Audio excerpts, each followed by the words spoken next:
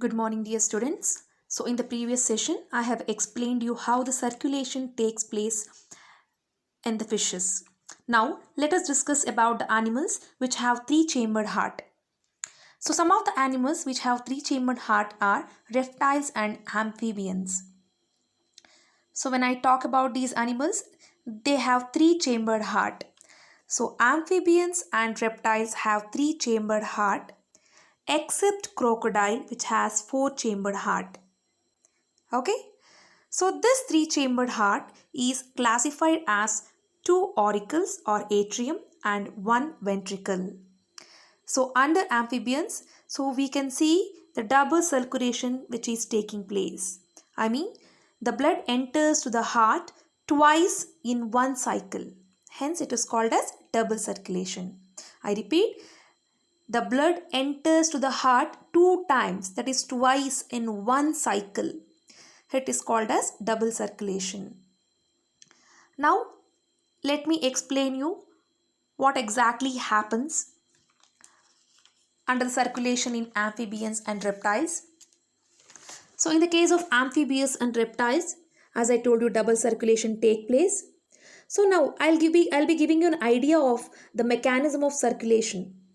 Okay, so the oxygen that enters to the lungs, I mean in the amphibians, the oxygen enters to the lungs. So I will please look at this picture. I'll explain you with the help of this picture. So these are the lungs and the heart and the body of the amphibian. Okay, lungs, heart, three-chambered heart and the body of the amphibians. So here in the amphibians, what happened? The oxygen enters to the lungs. So as the oxygen enters to the lungs, what happened? Now the lungs carry this oxygen along along with the blood and it reaches the left atrium. The lungs carries the oxygen and this oxygenated blood now reaches the left atrium. Always remember children, left atrium is the first chamber which receives the oxygenated blood. Okay, so left for left. Okay, so left atrium receives the oxygenated blood and now this oxygenated blood, what happened?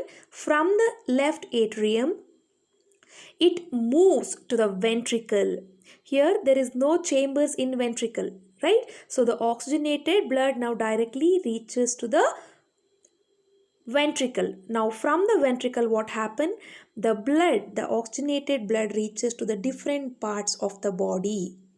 So in the body what is present? There are so many cells which are present in the body. Now what happens in the cells? Cellular respiration takes place in the cell.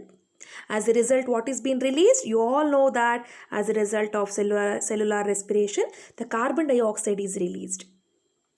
To which it is released? To the blood cells. Now, the carbon dioxide which is released enter to the blood and what happened? This blood, now it is called as deoxygenated blood. Why? Because now the blood which is being released out of the ventricle does not contain more amount of the blood which is being released out of the body cells does not contain more amount of oxygen. Now it contains the amount of more amount of carbon dioxide, right? So this blood which contains the carbon dioxide is called as deoxygenated blood and this deoxygenated blood now enters to the right atrium. Now from the right atrium it passes to the ventricles again. Okay, so now what happened? From the right atrium, the blood from the right atrium passes to the ventricle. Again now from the ventricle it reaches to the lungs. What kind of blood is reaching? The deoxygenated blood. The blood which is rich in carbon dioxide is reaching the lungs again. And through the lungs the carbon dioxide is released out of the body. So in this process, what happened? The blood passes to the heart twice in one cycle. How does it passes twice? Just look at here. See here, as I told you, the oxygen enters to the lungs. Now the blood got oxygenated. The oxygenated blood enters to the left atrium, and from the left atrium it goes to the left ventricle, and from the left ventricle it goes to the body of the organism. Okay, now in the body there is presence of cells. The cells perform cellular respiration. As a result, carbon dioxide is released, right? Now the carbon dioxide which enters to the blood become more in amount. As a result, the blood becomes deoxygenated. Now the deoxygenated blood again enters to the heart through right atrium. Okay, so again from the right atrium it goes to right ventricle. What kind of blood? Deoxygenated blood, right? Now from the from the ventricle, what happened? It reaches the lungs, and the carbon dioxide, as it reaches the lungs, it is thrown out of the body. Okay, so what happened now? The blood enters the heart 2 times. Once through left atrium and once through right atrium. Okay, hence the double circulation is seen in the organisms which have 3-chambered heart.